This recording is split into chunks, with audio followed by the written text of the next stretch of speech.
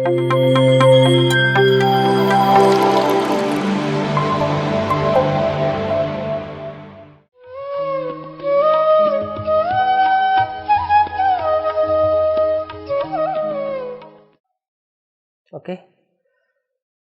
Kannada PMC ವಾಹಿನಿ ವೀಕ್ಷಕರಿಗೆ ಹೃದಯಪೂರ್ವಕವಾದಂತಹ ಸ್ವಾಗತವನ್ನು ಕೋರುತ್ತಾ ಸರ್ವಜ್ಞ ವಾಣಿ ಕಾರ್ಯಕ್ರಮಕ್ಕೆ ನಿಮ್ಮೆಲ್ಲರಿಗೂ ಆತ್ಮೀಯವಾದಂತಹ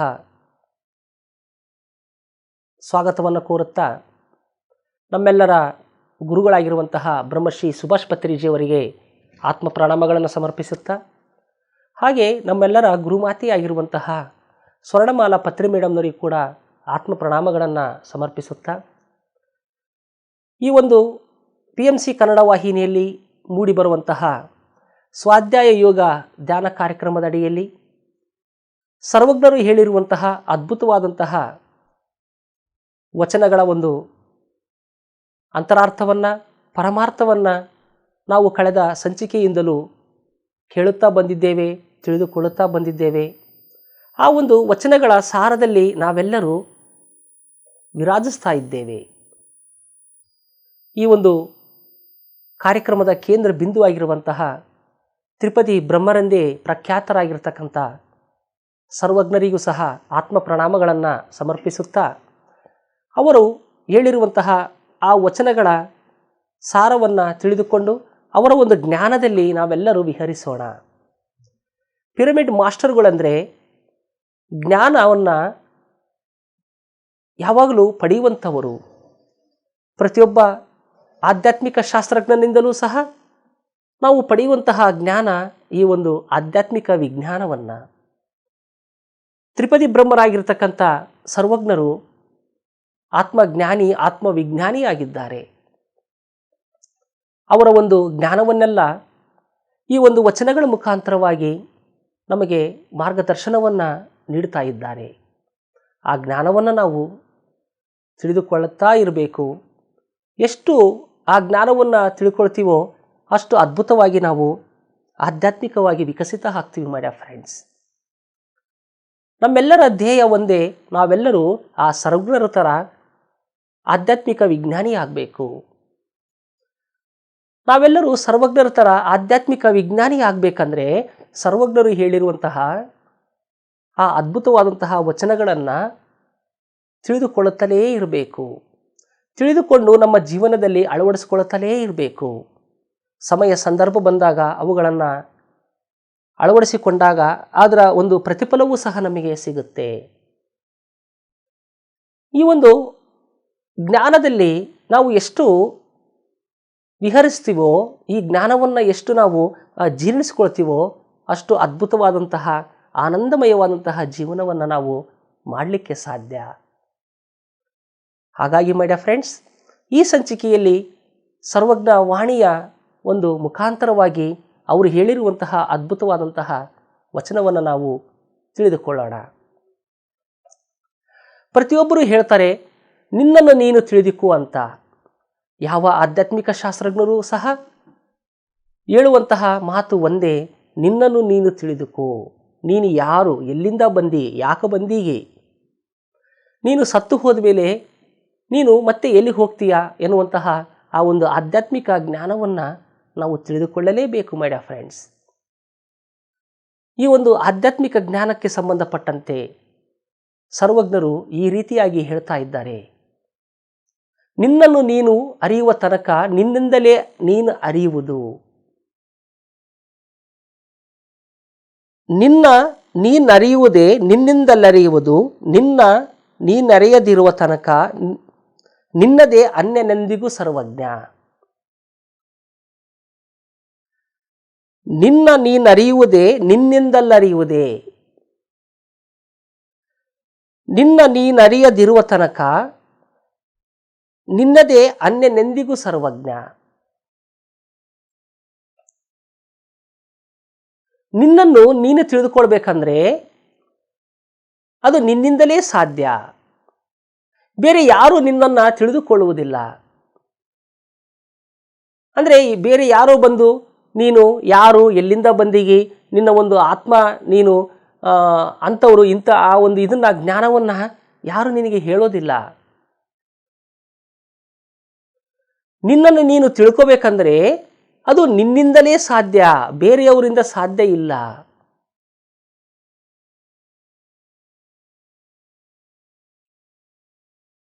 ನಿನ್ನನ್ನು ನೀನು ತಿಳಿದುಕೊಳ್ಳುವವರೆಗೆ ಅನ್ಯನೆಂದಿಗೂ ಸರ್ವಜ್ಞ, ಅನ್ಯ ಎಂದು ಭಾವನೆಯಲ್ಲಿ ಇರ್ತೀಯ ನೀನು.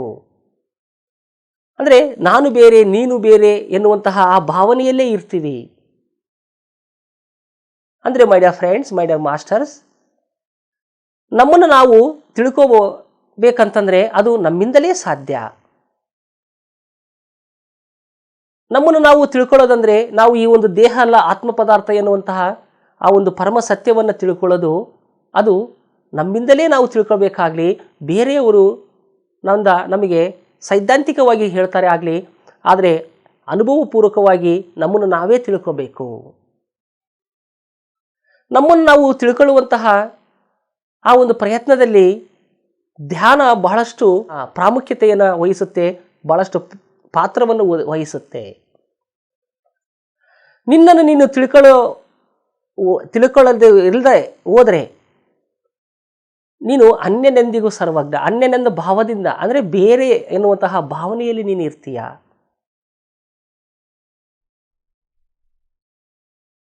ಯಾಕಂದರೆ ನಾವೆಲ್ಲರೂ ಈ ಶರೀರ ಎನ್ನುವಂತಹ ಕವಚದಿಂದ, ಮನಸ್ಸು ಎನ್ನುವಂತಹ ಕವಚದಿಂದ, ಬುದ್ಧಿ ಎನ್ನುವಂತಹ ಕವಚದಿಂದ ಈ ಆತ್ಮ ಪದಾರ್ಥ ಮುಚ್ಚಿ ಹೋಗಿದೆ ಮೈ ಡಿಯರ್ ಫ್ರೆಂಡ್ಸ್.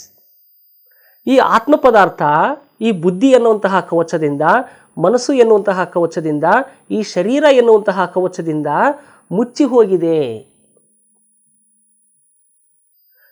ಈ ಮೂರು ಕವಚಗಳನ್ನು ನಾವು ಭೇದಿಸಿದಾಗ, ಈ ಮೂರು ಕವಚಗಳನ್ನು ಬಿಟ್ಟು ಆ ಒಂದು ಆತ್ಮತತ್ವವನ್ನು ನಾವು ತಿಳಿದುಕೊಂಡಾಗ ಈ ಭೂಮಿಯಲ್ಲಿರ್ತಕ್ಕಂಥ ಪ್ರತಿಯೊಬ್ಬರೂ ಸಹ ಆತ್ಮ ಪದಾರ್ಥಗಳೇ ಎನ್ನುವಂತಹ ಆ ಒಂದು ಭಾವನೆ ಬರುತ್ತೆ.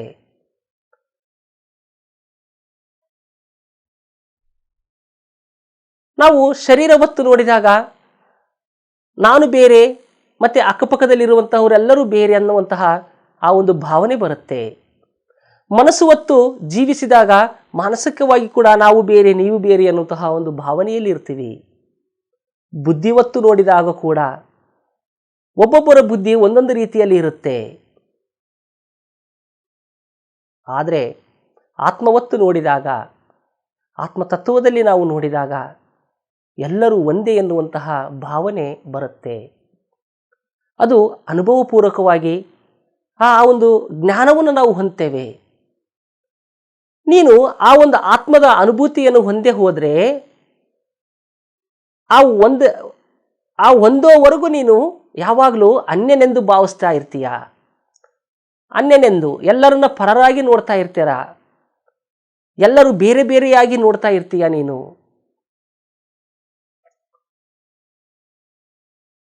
ಯಾಕಂದ್ರೆ ನೀನು ಆತ್ಮ ಪದಾರ್ಥ ಅಂತ ನೀನು ತಿಳ್ಕೊಂಡಿಲ್ಲ. ನೀನು ಕೇವಲ ಈ ಎರಡು ಕಣ್ಣಿಗೆ ಕಾಣುವಂತಹ ಶರೀರ ಅಂತ ಅನ್ಕೊಂಡಿದ್ದೀಯಾ. ಎಲ್ಲರನ್ನ ನೀನು ಶರೀರ ಹೊತ್ತು ನೋಡ್ತಾ ಇದ್ದೀಯಾ. ಹಾಗಾಗಿ ಅವನು ಬೇರೆ, ಇವನು ಬೇರೆ, ಅವರು ಬೇರೆ, ಇವರು ಬೇರೆ ಅನ್ನುವಂತಹ ಭಾವನೆಯಲ್ಲಿ ಇರ್ತೀಯ. ಒಬ್ಬೊಬ್ಬರು ಒಂದು ಮನಸ್ಸು ಒಂದೊಂದು ರೀತಿಯಾಗಿರುತ್ತೆ. ಸಮಾಜಾನುಸಾರವಾಗಿ ಮನಸ್ಸು ಇರುತ್ತೆ. ಅವ್ರದ್ದೇ ಆದಂತಹ ವಿಶಿಷ್ಟ ರೀತಿಯಲ್ಲಿ ಆ ಕುಟುಂಬಾನುಸಾರವಾಗಿ ಆ ಒಂದು ಸಮಾಜಾನುಸಾರವಾಗಿ ಮನಸ್ಸಿರುತ್ತೆ. ಆ ಒಂದು ಮನಸ್ಸಿನ ದೃಷ್ಟಿಯಲ್ಲಿ ನೋಡಿದಾಗ ಕೂಡ ನಾವು ಎಲ್ಲರನ್ನ ಬೇರೆ ಬೇರೆಯಾಗಿ ನೋಡ್ತಾ ಇರ್ತೀವಿ. ಅದೇ ರೀತಿ ಬುದ್ಧಿಯೂ ಸಹ ಕರ್ಮಾನುಸಾರಣೆ ಬುದ್ಧಿ ಅಂತ ಹೇಳ್ತಾರೆ. ಗುಣಾನುಸಾರಿಯೇ ಬುದ್ಧಿ. ಆ ಬುದ್ಧಿಯಲ್ಲೂ ಸಹ ವಿಧ ವಿಧವಾದಂತಹ ಬುದ್ಧಿಯೊಂದಿಗಿರುವಂತಹ ಮನುಷ್ಯರನ್ನು ನೋಡಿದಾಗಲೂ ಸಹ ನೀನು ಅವನು ಬೇರೆ ಇವನು ಬೇರೆ ಎನ್ನುವಂತಹ ಭಾವನೆಯಲ್ಲಿಯೇ ಇರ್ತೀವಿ. ಪರರಾಗೇ ನೋಡ್ತಾ ಇರ್ತೀವಿ ಎಲ್ಲರನ್ನ. ಯಾವಾಗಾದರೆ ನಾವು ಧ್ಯಾನವನ್ನು ಮಾಡಿ ನಮ್ಮೊಳಗಿರುವಂತಹ ಆತ್ಮದ ಅನುಭೂತಿಯನ್ನು ನಾವು ಹೊಂದಿ ಆ ಆತ್ಮತತ್ವದಲ್ಲಿ ಆ ಆತ್ಮದೃಷ್ಟಿಯಲ್ಲಿ ಎಲ್ಲರನ್ನು ನಾವು ನೋಡಿದಾಗ ನಾವೆಲ್ಲರೂ ಒಂದೇ ಎನ್ನುವಂತಹ ಭಾವನೆ ಬರುತ್ತೆ. ಸಕಲ ಚರಾಚರ ಪ್ರಾಣಿಗಳಲ್ಲಿಯೂ ಸಹ ಆತ್ಮ ಪದಾರ್ಥ ಇದೆ. ಆ ಆತ್ಮದೃಷ್ಟಿಯಲ್ಲೇ ನಾವು ನೋಡಬೇಕಾಗತ್ತೆ. ನೀನು ಆ ಒಂದು ಆತ್ಮದೃಷ್ಟಿಯಲ್ಲಿ, ಆತ್ಮ ದೃಷ್ಟಿಕೋನದಲ್ಲಿ ನೀನು ನೋಡದೆ ಹೋದರೆ ನೀನು ಯಾವತ್ತಿಯೂ ನೀನು ಅನ್ಯನೆಂದು ಅಂದರೆ ಬೇರೆಯಾಗೇ ಇರ್ತೀಯ. ನೀನು ಬೇರೆಯಲ್ಲ, ನೀನು ಪರಮಾತ್ಮ. ನೀನು ಸಕಲ ಜೀವಕೋಟಿಗಳಲ್ಲಿಯೂ ಸಹ ನೀನಿದೀಯ. ನಾನಿದ್ದೀನಿ ಅಂದರೆ ಆತ್ಮ ಪದಾರ್ಥ ಇದೆ. ಆ ಕೋಳಿ ಕುರಿ ಮೇಕೆಯಲ್ಲಿರುವಂತಹ ಆತ್ಮ ಪದಾರ್ಥವು, ನಮ್ಮೊಳಗಿರುವಂತಹ ಆತ್ಮ ಪದಾರ್ಥವು ಒಂದೇ. ಬೇರೆ ಬೇರೆಯಾಗಿ ನಾವು ಈ ಒಂದು ಕಣ್ಣುಗಳಿಂದ ನೋಡ್ತಾ ಇದ್ದೀವಿ. ಆದರೆ ನಮ್ಮೊಳಗಿರುವಂತಹ ದಿವ್ಯ ಚಕ್ಷುವಿನಿಂದ ನೋಡಿದರೆ ನಾವೆಲ್ಲರೂ ಆತ್ಮ ಪದಾರ್ಥಗಳೇ, ನಾವೆಲ್ಲರೂ ಒಂದೇ ಎನ್ನುವಂತಹ ಭಾವನೆ ಬರುತ್ತೆ ಮೈ ಡಿಯರ್ ಫ್ರೆಂಡ್ಸ್. ಯಾವಾಗಾದರೆ ಇಂತಹ ಒಂದು ಅದ್ಭುತವಾದಂತಹ ಮಹಾಪರಸತ್ಯವನ್ನು ನಾವು ತಿಳ್ಕೊಂಡಿದ್ದೇ ಆದರೆ ಎಲ್ಲರನ್ನ ನಾವು ಸಮಾನವಾಗಿ ನೋಡ್ತೀವಿ, ಎಲ್ಲರನ್ನ ನಾವು ಗೌರವಿಸ್ತೀವಿ, ಎಲ್ಲರೊಂದಿಗೆ ಮಿತ್ರತ್ವದಿಂದ ಜೀವಿಸ್ತೀವಿ. ಯಾವಾಗಾದರೆ ಅವನು ಬೇರೆ ಇವನು ಬೇರೆ ಎನ್ನುವಂತಹ ದೃಷ್ಟಿಯಲ್ಲಿ ನಾವು ನೋಡಿದ್ದೇ ಆದರೆ ಆ ಒಂದು ಯಾವತ್ತೂ ನಾವು ಆ ದುಃಖದಲ್ಲೇ ಇರ್ತೀವಿ. ಯಾವತ್ತೂ ಸಹ ಆ ಒಂದು ಆ ಹಿಂಸೆಯಲ್ಲಿ ಇರ್ತೀವಿ, ಅಥವಾ ಆ ಒಂದು ಶತ್ರುತ್ವದಲ್ಲೇ ನಾವು ಜೀವಿಸ್ತಾ ಇರ್ತೀವಿ. ಹಾಗಾಗಿ ಮೈ ಡಿಯರ್ ಫ್ರೆಂಡ್ಸ್, ನಮ್ಮನ್ನು ನಾವು ತಿಳ್ಕೊಳ್ಳೋದೇನಿದೆಯಲ್ಲ ಅದು ನಮ್ಮಿಂದಲೇ ಸಾಧ್ಯ. ಬೇರೆಯವರು ಯಾರು ನಮ್ಮನ್ನು ನಾವು ಯಾರು ಅನ್ನೋದನ್ನು ಹೇಳಿಕೊಡೋದಿಲ್ಲ. ನಮ್ಮಿಂದಲೇ ಸಾಧ್ಯ. ನಾವೇ ಅರಿಬೇಕಾಗಿದೆ ನಮ್ಮ ಸ್ವಪ್ರಯತ್ನದಿಂದ, ಸ್ವತಃ ಧ್ಯಾನ ಸಾಧನೆಯಿಂದ, ಸಜ್ಜನ ಸಾಂಗತ್ಯ ಸಾಧನೆಯಿಂದ, ಮತ್ತು ಈ ಒಂದು ಆಚಾರ್ಯ ಸಾಂಗತ್ಯದಿಂದ ನಮ್ಮನ್ನು ನಾವು ತಿಳ್ಕೋಬೇಕು. ನಮ್ಮನ್ನು ನಾವು ತಿಳಿದುಕೊಂಡಾಗ ಆಗ ಎಲ್ಲರೂ ನಮ್ಮವರೇ, ಎಲ್ಲರಲ್ಲಿಯೂ ನಾನಿದ್ದೇನೆ, ಎಲ್ಲರೊಂದಿಗೆ ನಾನು ಮಿತ್ರತ್ವದಿಂದ ಇರ್ತೇನೆ, ಸಕಲ ಜೀವಕೋಟಿಗಳಲ್ಲಿಯೂ ಸಹ ಆ ಒಂದು ಕರುಣೆಯನ್ನು, ದಯೆಯನ್ನು ನೋಡ್ತೇನೆ. ಅವುಗಳಲ್ಲಿರುವಂತಹ ಆತ್ಮ ಪದಾರ್ಥವು, ನನ್ನೊಳಗೆ ಇರುವಂತಹ ಆತ್ಮ ಪದಾರ್ಥವು ಒಂದೇ, ನಾನು ಬೇರೆಯಲ್ಲ, ಆ 84 ಲಕ್ಷ ಜೀವರಾಶಿಗಳು ಬೇರೆಯಲ್ಲ ಎನ್ನುವಂತಹ ಭಾವನೆ ಬರುತ್ತೆ ನಮ್ಮನ್ನು ನಾವು ಅರಿತುಕೊಂಡಾಗ, ನಮ್ಮನ್ನು ನಾವು ತಿಳಿದುಕೊಂಡಾಗ. ಈ ಒಂದು ಪರಮ ಸತ್ಯ ನಮಗೆ ತಿಳಿದಾದ ಮೇಲೆ ನಾವು ಯಾರ ವಿರುದ್ಧವೂ ದ್ವೇಷವನ್ನು ಮಾಡೋದಾಗಲಿ, ಕೋಪವನ್ನು ಮಾಡ್ಕೊಳ್ಳೋದಾಗಲಿ, ಅಥವಾ ಅಸೂಯೆ ಬೀಳೋದಾಗಲಿ ಮಾಡೋದೇ ಇಲ್ಲ ಮೈ ಡಿಯರ್ ಫ್ರೆಂಡ್ಸ್. ಎಲ್ಲರೊಂದಿಗೆ ನಾವು ಮಿತ್ರತ್ವದಿಂದ ಇರ್ತೀವಿ ಆಗಲಿ, ಆ ಒಂದು ಶತ್ರುತ್ವವನ್ನು ಬೆಳೆಸ್ಕೊಳ್ಳೋದಿಲ್ಲ. ಯಾಕಂದರೆ ನನ್ನಲ್ಲಿರುವಂತಹ ಆತ್ಮ ಪದಾರ್ಥವೂ ಒಂದೇ, ಅವನಲ್ಲಿರುವಂತಹ ಆತ್ಮ ಪದಾರ್ಥವೂ ಒಂದೇ. ಎದುರಿಗಿರುವಂತಹ ವ್ಯಕ್ತಿ ಎಷ್ಟೇ ಬೈದ್ರೂ ಅಥವಾ ಏನೇ ಹಾನಿ ಮಾಡೋದಕ್ಕೆ ಪ್ರಯತ್ನ ಪಟ್ಟರೂ ನಾವು ಅವನ ವಿರುದ್ಧ ಯಾವುದೇ ರೀತಿಯಾದಂತಹ ಪ್ರತಿಕ್ರಿಯೆಯನ್ನು ನಾವು ಮಾಡಲಾರ್ದಂಗೆ ಇರ್ತೀವಿ. ಯಾಕಂದರೆ ನನ್ನಲ್ಲಿರುವಂತಹ ಆತ್ಮವೂ ಒಂದೇ, ಅವನಲ್ಲಿರುವಂತಹ ಆತ್ಮವೂ ಒಂದೇ. ಅವನು ಅಜ್ಞಾನದಲ್ಲಿದ್ದಾನೆ, ಅವನು ಅದೇ ರೀತಿಯೇ ಮಾಡ್ತಾನೆ. ನಾವು ಸುಜ್ಞಾನಿಗಳಾಗಿದ್ದೀವಿ, ಅಂದರೆ ಆತ್ಮಜ್ಞಾನಿಗಳಾಗಿದ್ದೀವಿ. ಈ ಆತ್ಮಜ್ಞಾನದಿಂದ ಎಲ್ಲರ ಮೇಲೆಯೂ ಸಹ ನಮಗೆ ದಯೆ, ಕರುಣೆ, ಮಿತ್ರತ್ವ ಇವುಗಳನ್ನೆಲ್ಲ ನಾವು ಹೊಂದ್ತೇವೆ. ಹಾಗಾಗಿ ಮೈ ಡಿಯರ್ ಫ್ರೆಂಡ್ಸ್, ನಾವೆಲ್ಲರೂ ಈ ಭೂಮಿಗೆ ಬಂದಿರುವಂತಹ ಮೂಲ ಉದ್ದೇಶವೇ ಈ ಒಂದು ಆತ್ಮಜ್ಞಾನವನ್ನು, ಆತ್ಮವಿಜ್ಞಾನವನ್ನು ಸಂಪಾದನೆ ಮಾಡಿಕೊಳ್ಳೋದಕ್ಕಾಗಿಯೇ, ನಮ್ಮನ್ನು ನಾವು ತಿಳಿದುಕೊಳ್ಳುವುದಕ್ಕಾಗಿಯೇ. ಆ ಒಂದು ತಿಳಿದುಕೊಳ್ಳುವುದು ನಮ್ಮಿಂದಲೇ ಸಾಧ್ಯ. ನಮ್ಮನ್ನು ನಾವು ತಿಳ್ಕೊಳ್ಳೋದೇ ಹೋದರೆ ನಾವು ಯಾವತ್ತಿಯೂ ಅನ್ಯವಾಗಿರ್ತೀವಿ, ಅಂದರೆ ಬೇರೆಯಾಗಿಯೇ ಇರ್ತೀವಿ, ಪರರಾಗೇ ಇರ್ತೀವಿ. ನಾವು ಎಲ್ಲರನ್ನ ಪರರಾಗೇ ನೋಡ್ತಾ ಇರ್ತೀವಿ. ಹಾಗಾಗಿ ಈ ಒಂದು ವಚನದ ಮೂಲಕ ಸರ್ವಜ್ಞರು ಹೇಳ್ತಾರೆ, ನಿನ್ನನ್ನು ನೀನು ಅರಿಯುವುದು ನಿನ್ನಿಂದಲೇ ಅರಿಯುವುದಕ್ಕೆ ಸಾಧ್ಯ. ನಿನ್ನನ್ನು ನೀನು ಅರಿಯದಿರುವ ತನಕ ನೀನು ಯಾವತ್ತಿಯೂ ಅಂಧನಾಗೇ ಇರ್ತೀಯ. ಹಾಗಾಗಿ ನಿನ್ನನ್ನು ನೀನು ತಿಳಿದುಕೋ. ನೀನು ದೇಹ ಅಲ್ಲ, ನೀನು ಮನಸ್ಸೂ ಅಲ್ಲ, ನೀನೊಂದು ಬುದ್ಧಿನೂ ಅಲ್ಲ, ನೀನು ಆತ್ಮ ಪದಾರ್ಥ, ನೀನು ಪರಮಾತ್ಮ ಎನ್ನುವಂತಹ ಆ ಒಂದು ಪರಮ ಸತ್ಯವನ್ನು ತಿಳಿದುಕೋ. ಆ ಪರಮ ಸತ್ಯದೊಂದಿಗೆ ಜೀವಿಸು. ಆಗ ಈ ಒಂದು ಭೂಮಂಡಲವೆಲ್ಲ ಸ್ವರ್ಗಮಯವಾಗಿ ನಿನಗೆ ಕಾಣುತ್ತೆ ಎನ್ನುವಂತಹ ವಿಶೇಷವಾದಂತಹ ಜ್ಞಾನವನ್ನು ಸರ್ವಜ್ಞರು ಹೇಳ್ತಾ ಇದ್ದಾರೆ. ಹಾಗಾಗಿ ಮೈ ಡಿಯರ್ ಫ್ರೆಂಡ್ಸ್, ನಾವೆಲ್ಲರೂ ಪಿರಮಿಡ್ ಮಾಸ್ಟರ್ಗಳೆಲ್ಲರೂ ಏನು ಮಾಡ್ತಾ ಇದ್ದಾರೆ? ಪ್ರತಿದಿನ ಧ್ಯಾನ ಸಾಧನೆಯನ್ನು ಮಾಡ್ತಾ ತಮ್ಮನ್ನು ತಾವು ತಿಳ್ಕೊಳ್ತಾ ಇದ್ದಾರೆ. ತಮ್ಮೊಳಗೆ ಪ್ರಯಾಣವನ್ನು ಮಾಡ್ತಾ ಇದ್ದಾರೆ.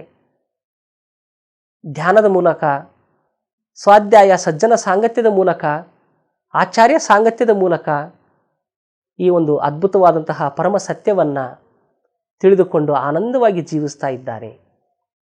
ಒಟ್ಟಾರೆಯಾಗಿ ಮೈ ಡಿಯರ್ ಫ್ರೆಂಡ್ಸ್, ಸರ್ವಜ್ಞರು ಈ ಒಂದು ವಚನದ ಮೂಲಕ ನಮಗೆ ತಿಳಿಸ್ತಾ ಇದ್ದಾರೆ, ನಮ್ಮನ್ನು ನಾವು ತಿಳಿದುಕೊಳ್ಳುವವರೆಗೆ ನಾವು ಎಲ್ಲರನ್ನ ಪರರಾಗೇ ನೋಡ್ತಾ ಇರ್ತೀವಿ, ಅಥವಾ ಬೇರೆಯವ್ರ ಥರನೇ ನೋಡ್ತಾ ಇರ್ತೀವಿ.